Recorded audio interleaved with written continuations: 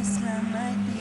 Allah my Lord, His word Quran, Muhammad Prophet, praise be upon. I'm a Muslim for all of time. As I grew up, walking in this great big world, I gazed in awe at the wonders of Allah. And as I learned the cruel lessons of life, Islam shone through as... Bismillahir Rahmanir Rahim. Assalamu alaikum wa rahmatullahi wa barakatuh. Today we are going to speak on a subject that is an interesting one because it's dealing with why people are afraid to revert to Islam. And it's basically, the title is Why I'm Afraid to Revert to Islam. Very easy. You see, that many people are scared to revert to Islam because they believe that somehow they are joining a cult or some weird religion or something that is very foreign to them. And so many people give up different excuses why they become Muslims. And so what I've done is I've put together a few of the excuses that people come up with why they cannot embrace Islam or why they're afraid to embrace Islam. So we have a look at a few of them. I hope that I'm able to explain them to you in an easy, friendly way. Islam is a very fascinating religion. And when I embraced Islam, I just wanted to know one thing. I wanted to know about what you guys understood as Muslims about God. And so I was explaining in a very nice, simple way that there can only be one God, and I've given all the reasons why. And perhaps towards the end of this episode, I can go into more detail about that. But one of the other things that I was afraid of is, I was afraid that if I became a Muslim, what about my culture? I was afraid that when I became a Muslim, I was going to lose my culture. And so the first one on the list today is that. If I become a Muslim, will I lose my culture? See, what happens if you come from a Chinese family and you suddenly become a Muslim? Does that mean you have to become an Arab? Or maybe in my country, many people feel that if you embrace Islam, you have to become an Indian. Some people in Malaysia who embrace Islam think that somehow if you're in Malaysia, you're going to have to become a Malaysian. So people from different countries have different fears because of the number of Muslims that there might be in that area. Now in my country, South Africa, the majority of the Muslims, or the most Muslim organizations, most mosques, are predominantly run by the Indian community. So what happens in my country when people revert, they think that somehow they have to start eating biryani and curry and rotis and eating all Indian spices and Indian food and wearing Indian clothing, and have to learn Urdu and Hindi and all these other languages. And this is obviously not true at all. You see, whatever your culture is, you keep your culture. And so you do not have to become some other culture to fit into Islam. When you become a Muslim, you become a Muslim, and that is it. You accept the teachings of the Quran. And so what is recommended is when you become a Muslim is to bring your culture with you. And this is the only religion, or one of the few religions in the world that actually encourages you to keep your culture, not to lose your identity. So if you are a German or an Italian or a Greek or a Jew or American, you bring your culture with you. You don't have to give up your culture. You still continue to speak your home language. You still continue to dress in your traditional dress of your country that you come from. Now you might say, but look at you, don't look anything like your traditional culture. Well, I come from South Africa and we don't really have a culture. We're a multicultural society. If you had to ask me what is my culture in South Africa, I wouldn't know because we have so many cultures. We have basically 11 official languages, and we have 11 different cultures that differ from one another in clothing, different from one another in language, different from one another in the food that we eat. So we are pretty diverse. So this is an adaptation of many cultures. The outfit that I have underneath me is something that would be typically accepted amongst many of the communities in my country. The Christians wear very similar outfits, the Jewish people wear very similar outfits, the Hindus wear very similar outfits, the Muslims very similar outfits. So I have something that's a combination of all these religions and all these cultures in one. And then the top is something that is unique to my own design and my own style. So you see, I've kept my culture. My culture is uniculture. And so that's what I've done when I embraced Islam. So when you become a Muslim, you don't have to remove your culture, you keep it. If you're German and you want to wear your Oompa Doompa outfit, you can wear your Oompa Doompa outfit. And so you can wear whatever outfit suits you. However, what you do need to change is your culture when it opposes Islam. So in this way, wherever your culture and Islam oppose each other or disagree with each other, your religion will always win, hands down, no argument. So if your culture teaches you to do haram things, if it says that you're supposed to walk around naked and Islam says you're not, then that must disappear out of your culture. However, everything else remains. And so there's only a few, there's only a handful, maybe 2 or 3 or 4 things that would oppose your culture. So you keep your culture. So excuse number 1, reason why I can't embrace Islam because I'm afraid of losing my culture? No. You keep your culture, you keep your identity, that doesn't change. Now the second one that comes up mostly amongst men is, if I become a Muslim, do I have to be circumcised? Now the story about circumcision is something that you need to discuss with your local community. You see, what many people misunderstanding of what it is, they say, but isn't this a Jewish thing? Isn't this the thing that's under law? What does the Hadith say? What does the Quran say? How do I deal with this? What must I do? So the practice of circumcision is an act that you need to do with information received from your local community, because it does differ from one community to the next. Generally, it's an option. This is something you can choose to do. However, it is highly recommended that you do it. So this is something that we suggest that you do. And what happens is that it has been shown in many studies and many medical reports by Muslims, non-Muslims, by Jews, by Christians, by people of all faiths, that it is a recommended thing to do health-wise.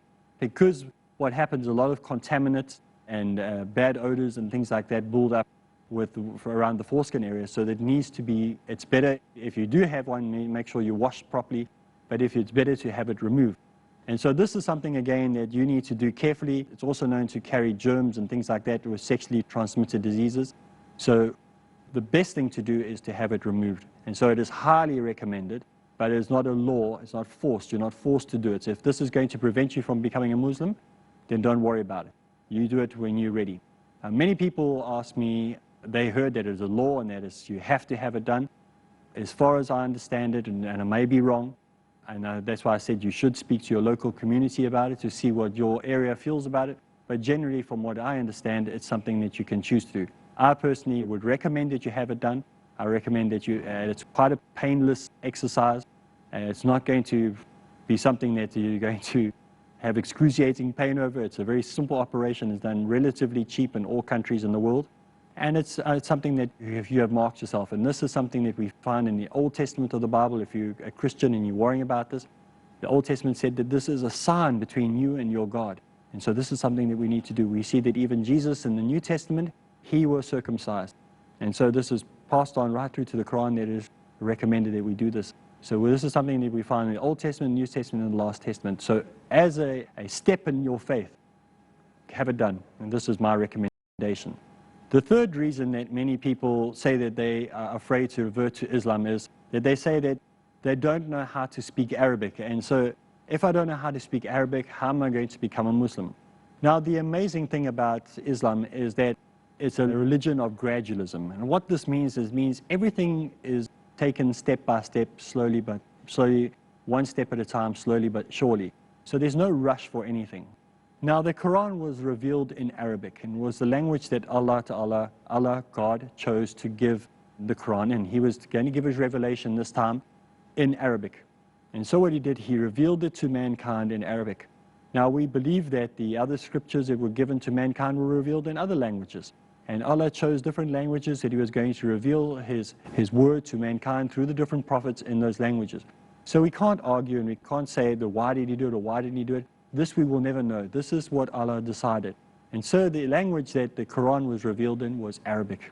Now, you can read the Quran in any language you want. Whatever country you come from, you read it in your language. So if you are Italian, you read it in Italian. If you're Afrikaans, you read it in Afrikaans. If you're Greek, you read it in Greek. If you're Sutu, you read it in Sutu. If you Urdu, you read it in Urdu. And then you get to know it. So what happens, you read the Quran and you get to know the Quran. That's the most important thing. So you do not have to know Arabic to become a Muslim. In fact, you don't even need to know Arabic at all to become a Muslim. What you do need to do is, once you become a Muslim, it is recommended that you try to learn Arabic as you go, slowly but surely. If it takes you years to learn one line, that is fine. You learn it as you can, to the best of your ability as you can. Because it would be so much better to be able to read it in Arabic and understand it in Arabic. And of course, there's a reward for every single letter. Every single letter that you say in Arabic, there's a reward for it. For every word that you put together, there's a reward for it. So this is pleasing to Allah, it's pleasing to God, because he wants to hear you repeat it back the way that it was written. And this is other than the reward that you're going to get, because sometimes we do things just for reward. You know, sometimes you have a son or you have a daughter and you say to them, if you wash the car, or if you help clean up the house, I will give you so much money. And the child believes that the only time he needs to do anything for the parents is if he's going to get money for it or finances for it. So sometimes some people enter into Islam the same way, and they believe that they're going to do something if they're going to get a reward.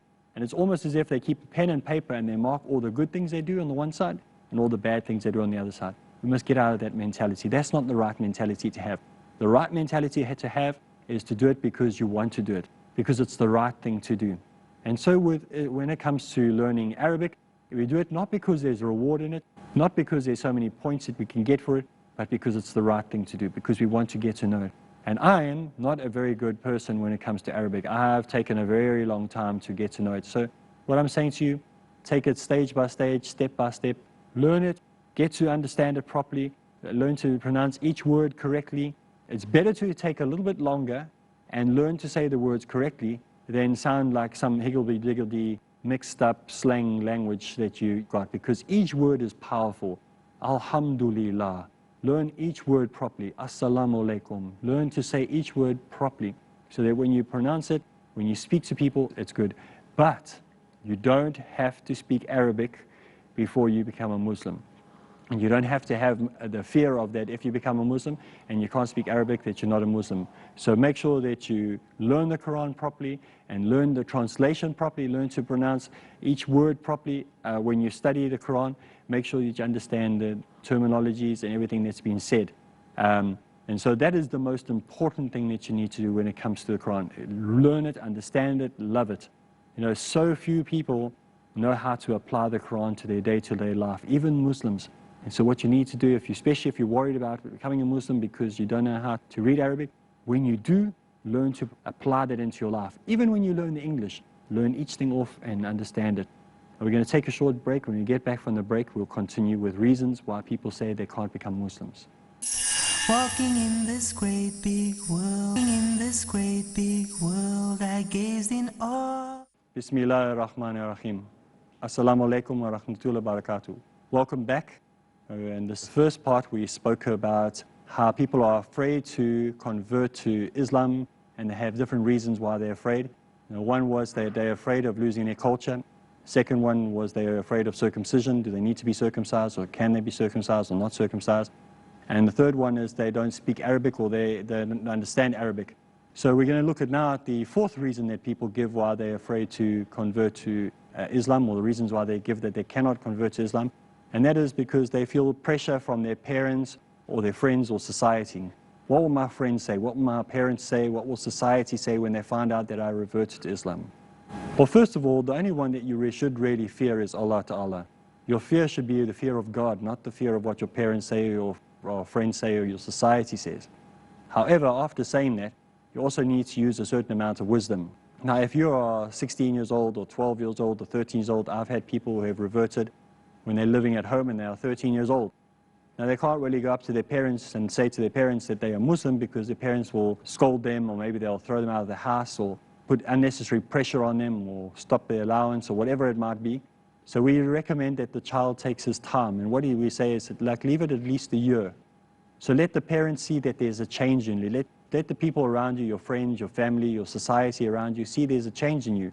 And they see you getting better and better, and they say, wow, you know, the last year you've turned totally around. You're so more reliable, you're trustworthy, you don't drink, you don't smoke, you don't do all these things that you used to do, and now you're such an amazing person. What happened? And you'll be able to say to them, well, I've got something to tell you. I reverted to Islam a year ago, and you've seen the changes. You've told me what changes you've seen in me, and they'll accept it so much easier. And it'll be much simpler for you to show people how you've changed if you can show it over a period of time and telling them all at once. However, if you're able to, and you are financially stable and you're capable of doing it on your own, and you are able to by yourself, and there's no pressure from, like, you're not financially obliged to stay with your family or whatever, then you should tell them. But again, do it slowly, don't feel pressurized. Maybe you can drop one hint at a time. I know a Jewish girl who, when she reverted to Islam, she couldn't tell her parents. So she slowly started dropping ideas. So she told them about, like, wow, it's so interesting that people fast and how useful it is. And their parents knew about fasting, but not to the same extent as Muslims do.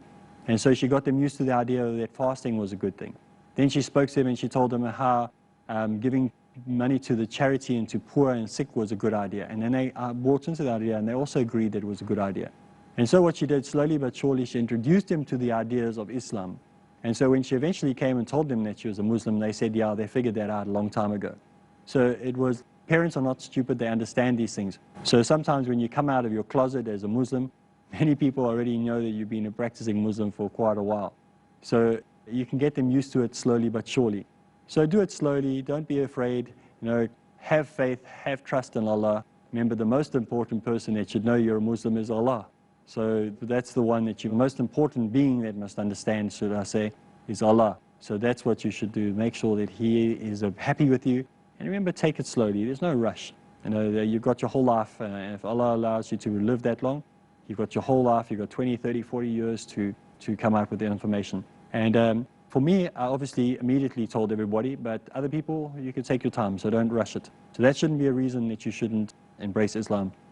The other reason that people are afraid of embracing Islam, or they say one of the fears of embracing Islam, is because they don't know about this whole fasting idea. Like, I'm a Muslim, now I have to fast for a whole month? No, I don't think I can do that. Listen, at least you attempted. You're trying. Allah knows exactly your intentions. He knows that you are trying. So your idea is to try, and to try as much as possible without giving up, without taking second best. You want to do the best you can for God. You would want the best from Allah from you. Imagine if you prayed for Allah, please help me. I need to get over this anger, and Allah said, okay, well, I'll give it to you in dribs and drabs. The other thing that to remember with fasting is it's not so much about what you're doing, it's about what Allah is doing. Because while you're fasting, you're being blessed, things are happening, things are changing inside of you. You are changing yourself, you're being overhauled. There's an amazing spiritual awakening, there's a cleansing that takes place during the month of Ramadan, during the month of fasting. And what also happens, it helps us to remember what people are going through. People are suffering. Many people in the world don't have the opportunity of choosing to fast. They are forced to fast. They don't have the opportunity to just go to the local shop or go to the fridge and open the fridge and eat food. They have to beg, and sometimes they go 3, 4, 5, 6 or 7 or 8, many days without eating. So we have this opportunity that we can just do it whenever we want to. So fasting is not an excuse either not to embrace Islam. The next one is to pray 5 times a day. People say, I would become a Muslim, but you guys are overboard. This whole 5 times a day thing, not for me. It's difficult. Imagine the ruler of your country, the president of your country, the ruler of your country, and he says, listen, I'm inviting you to come to tea at my house. What excitement would you be in? You would be telling everyone, afterwards you'd be telling everyone about it.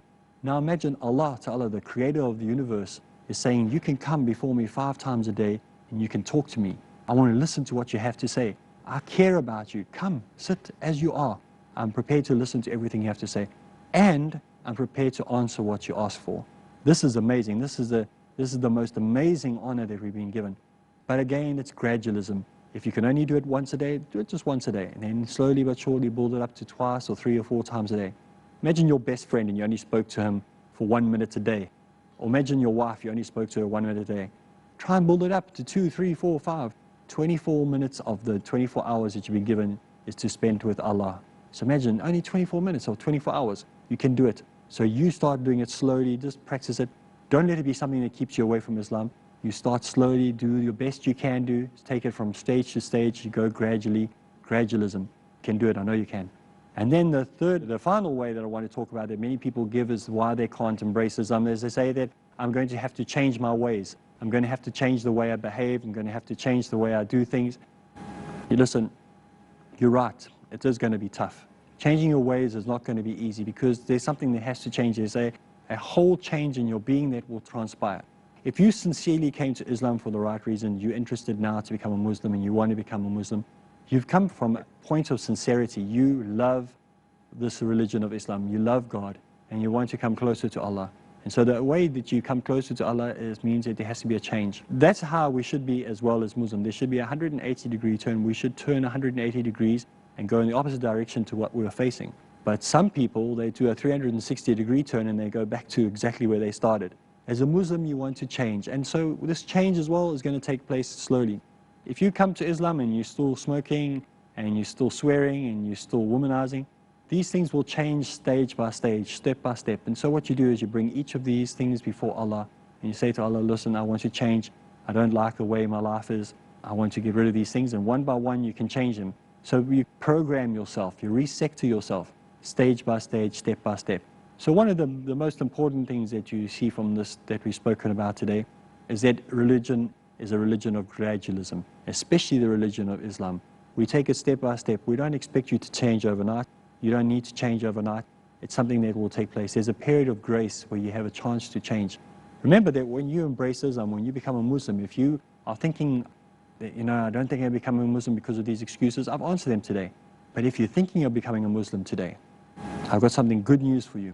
When you embrace Islam, when you become a Muslim, you start with a clean slate. In other words, all the sins of your past, all the actions that you've done, all those things are wiped out. You start with a zero slate, a zero. You start with zero balance.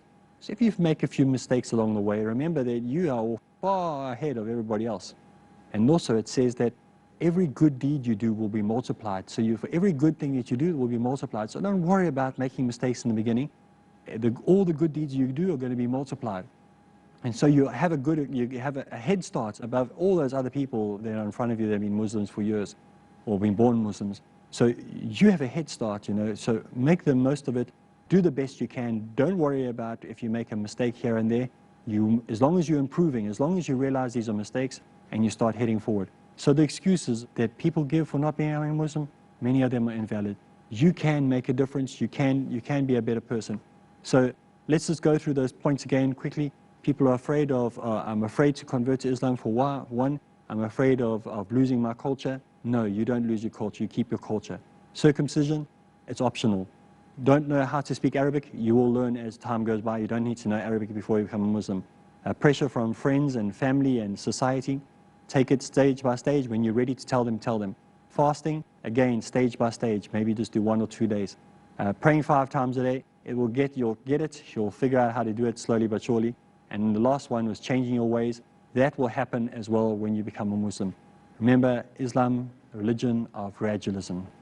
I hope, inshallah, that you found today's episode educational, and hope that one day we will meet and I can be able to welcome you to the family of Islam. So from me, Areeb Islam, Assalamu alaikum.